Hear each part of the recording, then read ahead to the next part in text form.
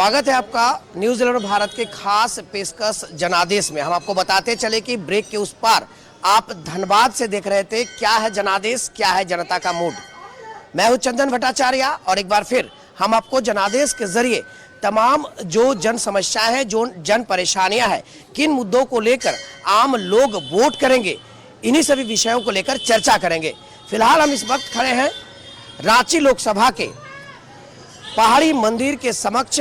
बाबा से आशीर्वाद लेकर हम सीधे लोगों से बातचीत कर रहे हैं और जानेंगे कि क्या है जनता का मूड।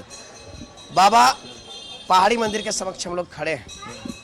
यहाँ से हर कोई आशीर्वाद लेकर ही चुनावी मैदान में उतरे थे। कई नेता, कई जो यहाँ के प्रत्याशी है वो भी पहुंचे थे इस दरबार में। सब आए, मत्था टेक के उसके बाद यहाँ से निकले। सभी का पूजा पाठ करा करके यहाँ से शुभ मनोकामना भगवान से आशीर्वाद दिला करके तब उन लोग को यहाँ से भेजे हैं। आप लोग अपना रास्ते से काम कीजिए, लड़ाई झगड़ा मत कीजिएगा। और वही हो रहा है। क्या लगता है इस बार देश का मिजाज क्या है? बाबा के यहाँ से अगर हम बात करें, आपस में लड़ने से जो है देश का बर्बादी होगा। और अपने से मिलजुल करके जो सही काम होगा, सही तरह से वोटर होगा, वोट सब भक्त लोग दे, किसी प्रकार का कोई क्षति ना हो, मारपीट ना हो, दंगा फसाद ना हो, माने अच्छा ढंग से जो है होना चाहिए। क्या लग रहा है रांची में किन की हवा चल रहा है? पूरे देश की अगर बात करें तो कौन बन रहा है प्रधानमंत्री? इससे तो इसको तो नहीं बताया जा सकता है। अभी हम नहीं बताएंगे। कैसे बता देंगे अभी? वो तो भविष्य वाला बात जो है अभी कैसे बोल दें। लेकिन हाँ जो है हम सभी का शुभ मनोकामना करते हैं। किनका है हवा? लहर किनका? हाँ एकदम। कितने लोग आते हैं? जैसे मोदी जी कुछ ऐसा काम किए हैं, राम मंदिर वगैरह का निर्माण करवा दिए हैं, इसलिए जो है उनका जो है कि वो फिर से आने का उम्मीद है। देखिए, देश की भविष्य को लेकर हम लोग सोच रहे हैं कि देश का भविष्य अच्छा हो। और बाबा के दरबार से हम आज इसलिए शुरुआत किए सुबह के वक्त, ताकि उनका आशीर्वाद लेकर ही जनसभा, माफ कीजिएगा, जनादेश जो हमारा खास कार्यक्रम है, इसके जरिए हम आम लोगों से जुड़ते हैं, उनसे डायरेक्टली बात करते हैं, रैंडमली बात करते हैं। जो भी बातें आके निकल के सामने आती है, इससे पता चलता है क्या है जन समस्याएं और किन मुद्दों को लेकर लोग वोट करेंगे। आपको क्या लगता है कि इस बार क्या क्या मुद्दे होंगे अपने संसदीय से? देखिए, मुद्दे की तो बात बाद में आती है। हम लोग मंदिर में रहकर राजनीति की बात ना करें तो अच्छा होगा। लेकिन अगर देश हित की बात आती है तो अभी पिछले 10 सालों में जो देखने को मिला है, जो बदलाव हमारे देश में देखने को मिला है, आत्मसम्मान है ना। पहले जो उससे पहले वाली स्थिति थी, बहुत बुरी थी हालत। तो देश का एकदम पूरा आर्थिक से लेकर के अपना जो आत्मसम्मान भी गिरा हुआ था। हमारे जो सैनिक थे वो बिल्कुल हालत ख़राब था उनका। जो सड़कें थी बहुत बुरी हालत में थी, जो व्यवस्था थी बहुत करप्शन से पूरा हालत ख़राब था। अभी मोदी जी जो कर रहे हैं वो, देखिए मैं अलग नहीं बोलना चाहूँगा, लेकिन मोदी जो कर रहे हैं, उनके नेतृत्व में जो सरकार है वो बहुत बेहतरीन है। और हमारा अपना मानना है कि भाई इनको फिर से एक मौका मिलना चाहिए। हम भी मानते हैं इस बात को कि मंदिर से हम राजनीति नहीं कर रहे हैं और हम कर भी नहीं राजनीति। हम राजनीति बातें जरूर कर रहे हैं, देश हित में बात कर रहे हैं। हमारा देश एक सांस्कृतिक प्रधान देश है और इस देश में हर चीज़ों का सम्मान होता है। इसलिए मंदिर से हमने इसकी शुरुआत की और लोगों की जो मनसा है वो जानने की कोशिश की कि देश का जो बागडोर है किनके हाथ में सही जाएगा, सही दिशा में जाएगा।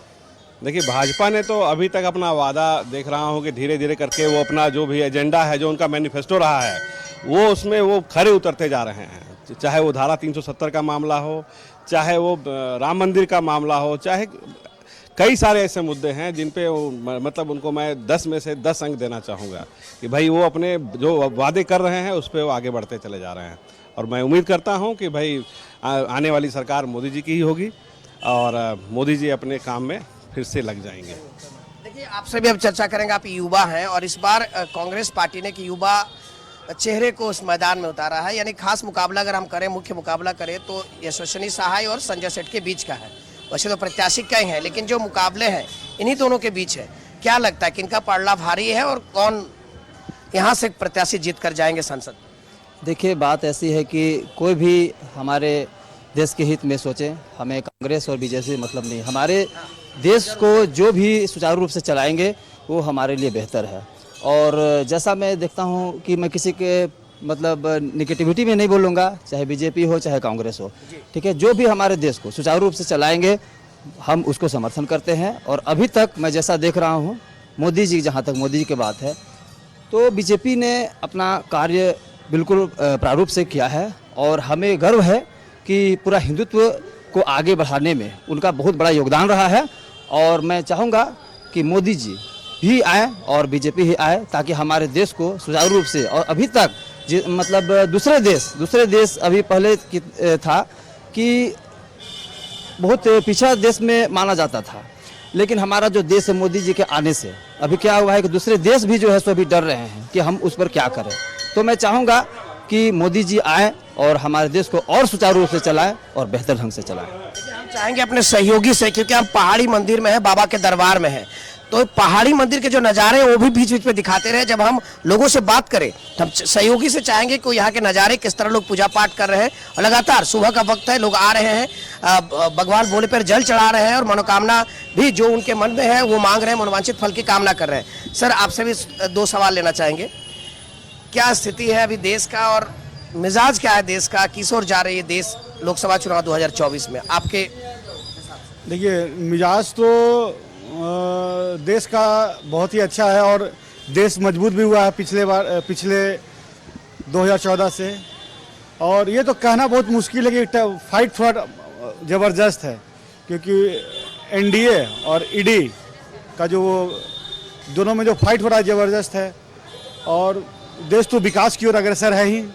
और जो पिछले बार जो आपने जो क्वेश्चन किया था यशस्वी सहाय और संजय सेठ में जो फाइट है, तो ये सहाय जी जो हैं उनको थोड़ा एक्सपीरियंस का कमी है, वो अचानक तुरंत पॉलिटिक्स में आ गए। और संजय सेठ जी जो है वो जमीन से बहुत पहले से पॉलिटिक्स करते आ रहे हैं, तो एक तरफ एक्सपीरियंस है और एक तरफ अनएक्सपीरियंस है। लेकिन सर, लोग जो किसी भी चीज को करते हैं तो पहली बार करते हैं। हाँ। हमने भी रिपोर्टिंग की थी तो पहली बार की थी, आपने भी कोई काम किया होगा तो पहली बार किया था। यशस्वी साहब भी हो सकता है पहली बार करे लेकिन बेहतर करे, तो क्या लगता है जनता का मूड क्या है? आपका कहना एकदम सही है, लेकिन आदमी जो किसी काम को आदमी करता है पर उसको एक्सपीरियंस देखा जाता है। पहली बार करने में थोड़ा झिझकपन होता है, क्या ऐसे करना है नहीं करना है। वैसे सोचते तो 5 साल तो ऐसे ही बीत जाएगा। 5 साल बिना एक्सपीरियंस का ऐसे ही बीत जाएगा। उनको एक्सपीरियंस कलेक्ट करना पड़ेगा। एक्सपीरियंस, किसी काम को करने के लिए एक्सपीरियंस चाहिए। और आप किसी सांसद बन रहे, सांसद का स्वरूप बहुत बड़ा होता है, बहुत बड़ा क्षेत्र को उनको कवर करना पड़ता है। पार्षद का चुनाव तो है नहीं कि 4 गली को देखना है। हाँ, तो देखिए ये जनमत है निकलकर सामने आ रही है। और फिलहाल एक ब्रेक का वक्त हो चला है। ब्रेक के बाद हम दोबारा आएंगे आम लोगों के बीच में पहाड़ी मंदिर से ही। ब्रेक के बाद एक बार फिर आपका स्वागत है न्यूज़ रूरल भारत की खास पेशकश जनादेश में। जनादेश के जरिए हम आम लोगों से जुड़ते हैं, जन समस्याओं को जानते हैं और क्या है जन मुद्दे इस लोकसभा चुनाव में, किन मुद्दों को लेकर हम बूथों तक पहुंचेंगे, इन्हीं मुद्दों पर चर्चा करते हैं।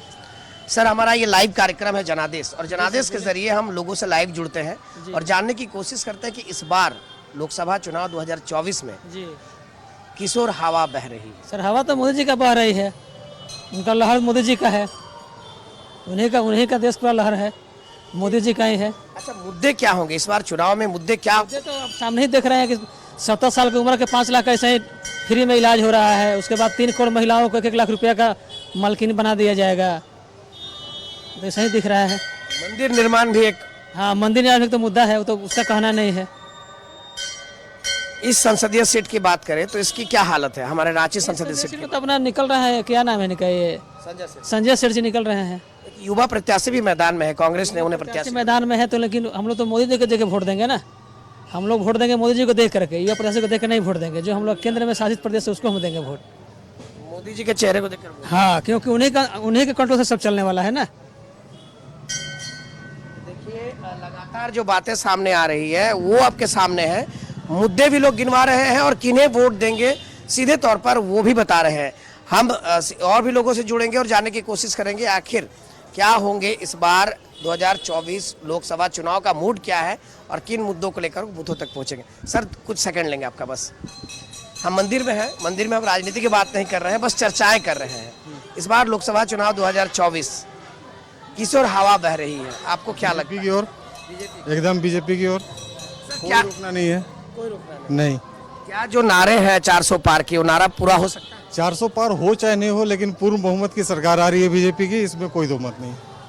मुद्दे क्या होंगे सर? क्योंकि लगातार जिस तरीके का चर्चाएं हो रही है, बातें सामने आ रही है, लोग चर्चाएं तो कर रहे हैं, लोग मुद्दे में बात नहीं करता कि किन मुद्दों को लेकर वो मतदान। विकास को लेकर के है, भारत का पूर्ण विकास, हर एक जाति समाज सबका विकास, इसको विकास को लेकर के ज़्यादा है।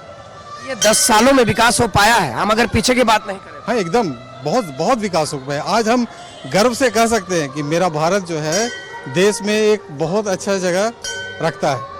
लेकिन विपक्ष तो कहती है विकास हुआ ही नहीं। विपक्ष को छोड़िए, विपक्ष क्या बोलती है भगवान जाने, लेकिन ये तो जो फैक्ट है वही है कि विकास बहुत हुआ है। आज हम लोग को भी बहुत अच्छा लगता है कि भारत एक शिखर पर जाकर पहुंचा हुआ है। एक युवा प्रत्याशी भी कांग्रेस ने प्रत्याशी बनाया है, यशस्विनी सहाय, कहते हैं कि उन्हें मौका देना चाहिए। अभी हम कोई कमेंट नहीं उसका। देखिए, तो ये आम लोगों की राय है, ये कोई राजनीतिक पार्टी से बिलोंग नहीं करते हैं, ये आम लोग हैं, जमीन स्तर के लोग हैं। ये सीधे तौर पर कह रहे हैं कि विकास के मुद्दे पर ही वोट करेंगे।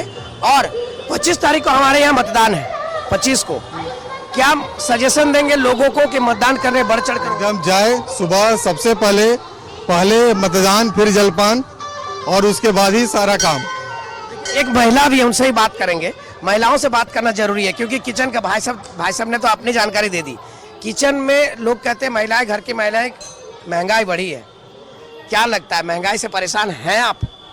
थोड़ा तो परेशान है, बहुत सारी चीज़ों में महंगाई भी बढ़ी है और बहुत सारा सुविधा भी मिला है जो कि पहले नहीं था। आज की तारीख में बहुत सुविधा है, हमारे लिए भी सुविधा है, बच्चों के लिए भी सुविधा है। तो महंगाई तो है कि पहले भी था, ऐसी बात नहीं है कि नहीं था, अभी भी है, लेकिन दोनों तरफ से बैलेंस है। महंगाई भी है तो सुविधा भी बहुत है, जो चीज़ पहले नहीं था वो अभी हमारे पास उपलब्ध है।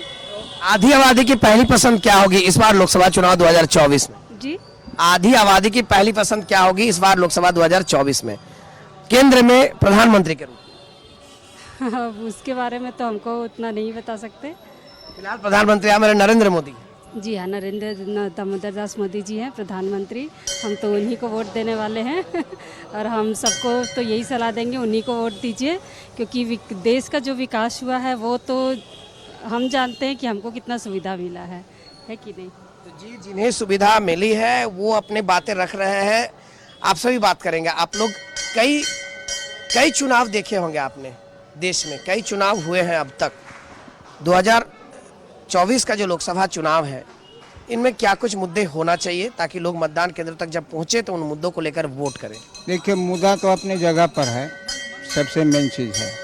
अभी जो वर्तमान समय में एक मजबूत हाथ के सरकार है, ये डरपोक सरकार नहीं है। ये देश से या विदेश हो, इसके जो एडवाइज़र हैं वो भी अच्छे हैं, यानी ये अपने देश के हित के लिए काम कर रहे हैं।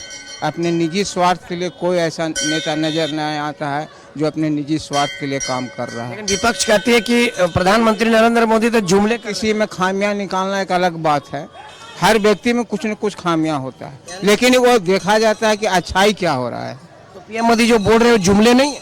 जी नहीं, वो देश के लिए मर रहे हैं, जी रहे हैं और उसी के लिए सब कुछ कर रहे हैं। झूठे वादे नहीं कर रहे हैं। देखिए, वादे तो कभी किसी को पूरा नहीं होता है, लेकिन कोशिश आदमी करे तो कामयाब हो जाता है, समझे ना। तो जो अभी हमारे प्रधानमंत्री हैं वो कोशिश कर रहे हैं देश को आगे बढ़ाने की। बिल्कुल, उसमें कोई दो मत नहीं है। सबसे मेन चीज़ है कि व्यक्ति को देश के बारे में सोचना। आज हम सुरक्षित हैं उन लोगों के चलते, पहले सुरक्षित नहीं थे। जैसे आतंकवाद हो गया, महिलाओं का समस्या था, 3 तलाक था, महिला सुरक्षा था, आपको संसद भवन बन गया नया, तो कुछ नया करके वो दिखाए हैं जो आने वाला पीढ़ी याद करेगा। जी, आप भी कुछ आप बोलिए। नहीं सर, हम घर की महिलाएं अगर खुलकर नहीं बोलेंगी ना तो देश नहीं बदलेगा। बोलिए, क्या बोले सर। क्या कुछ बदलाव हुआ है? क्या कैसे देश में बहुत बदलाव हुआ है। जैसे कि राम नाम मंदिर नहीं बना था तो उसको पूरा किए, वो महिला लोग को सुरक्षा दिए, बच्चे लोग को सुरक्षा दिए, पढ़ाई में लिखाई में रोजगार भी दे रहे हैं। अच्छे हैं नरेंद्र मोदी। कहते हैं कि महंगाई बढ़ गई है। महंगाई तो बढ़ी है, तो आपको तो इधर तो सुरक्षा भी तो दिए, बच्चे लोग का पढ़ाई लिखाई में और चीज में, तो दोनों बर्दाश्त करना पड़ेगा। बर्दाश्त तो करना पड़ेगा दोनों तरफ से। एक तरफ से तो कुछ होता है नहीं, वो कर रहे हैं तो हम लोग को भी कुछ बर्दाश्त करना पड़ा। तो देखिए, वो जब बर्दाश्त कर रहे हैं तो आपको भी करना पड़ेगा। अगर देश को सुरक्षित रखना चाहते हैं तो कुछ हद तक ये माता जी ने हमसे बातचीत के दौरान कही हैं। क्या लगता है देश किस मूड में है, किस ओर जा रही लोकसभा 2024 में? 2024 में फिर से मोदी जी आ रहे हैं। लोगों को शायद पता नहीं है कि मोदी जी देश के लिए क्या कर दिए हैं। पूरे विश्व में, इस धरती में कोई भी ऐसा प्रधानमंत्री दोबारा जन्म नहीं लेने जा रहा। ये जो देश में और देशवासियों के लिए जो ये बहुत बड़ी बात है। लोग समझते हैं कि मोदी जी ये आके ये बढ़ा दिए, वो बढ़ा दिए। अरे भाई, जो आप चीज बढ़ा रहे हैं उस पर तो रोक लगाइए। आज देखिए योगी जी बोल दिए हैं कि यूपी शहर में 2 बच्चा होगा तो सभी चीज का छूट मिलेगा, 3 बच्चा होगा उसका किसी चीज का छूट नहीं मिलेगा। वो देखिए कितना सुंदर चीज रखे हैं प्रस्ताव, और वहां लागू होने जा रहा है। अब यही चीज को अगर हम लोग अगर मिल करके अगर देश को अगर बचाना है तो कम से कम आबादी पर भी ध्यान दें। मोदी जी कुछ नहीं कर रहे हैं, आप आबादी बढ़ा जा रहे हैं, फिर भी मोदी जी आपको बचा रहे हैं। आप लोग का दिमाग में एक चीज हटा लीजिए कि इस धरती में भारत माता को बचाने आए हुए हैं और भारत माता आज सुरक्षित है। और अगर इस बार फिर से मोदी जी आ जाते हैं तो इस देश का फिर से दिवाली मनेगा। तो लगातार जो आज हम बात कर रहे हैं कुछ लोकल मुद्दों को लेकर भी, जो लोकल परेशानियां हैं, जो स्थानीय स्तर की परेशानियां हैं, उन परेशानियों को कैसे दूर किया जा सकता है? कुछ लोगों का सीधा आरोप है कि जो हमारे यहाँ का स्थानीय सांसद है वो लोगों के बीच नहीं पहुँचते हैं। क्या ये सच है? देखिए, हम किसी का दोषीवार नहीं ठहरा रहे हैं। इंसान अपना घर में अपना घर चलाता है ना जी, एकदम बिल्कुल है ना, अपना घर चलाता है। जब सब चीज एस्टिमेट से करता है तो उसका घर चलता है कि नहीं? अब हम दोष देंगे कि हमारा मास्टर खराब है, हमारा मुख्यमंत्री खराब है, हमारा प्रधानमंत्री खराब है, तो हम उसको दोष देने से पहले हम तो अपने आप को सुधरे हैं। यानी आम पब्लिक को भी जागरूक होना पड़ेगा, अपने आप जागरूक होना पड़ेगा, 100% जागरूक होना पड़ेगा। अगर देश को खुशहाली चाहिए तो पहले अपने आप को सुधार लाएं। देश में बैठे हुए हैं भगवान का रूप लेके कृष्ण। हम आज से 5 साल पहले ही बोल दिए थे कि ये कृष्ण का रूप है। इन्हें जो समझ लिया उनका बेड़ा पार है। एक बड़ी बात ये कही है कि अगर देश को सुधारना है तो आपको भी अपने आप को सुधारना होगा। फिलहाल एक छोटा सा ब्रेक लेंगे और ब्रेक के उस पार हमारे साथ जुड़ेंगे श्रीकांत गिरिडीह से, और गिरिडीह से वो आम जनता से आपको रूबरू कराएंगे। फिलहाल हमें दीजिए इजाजत।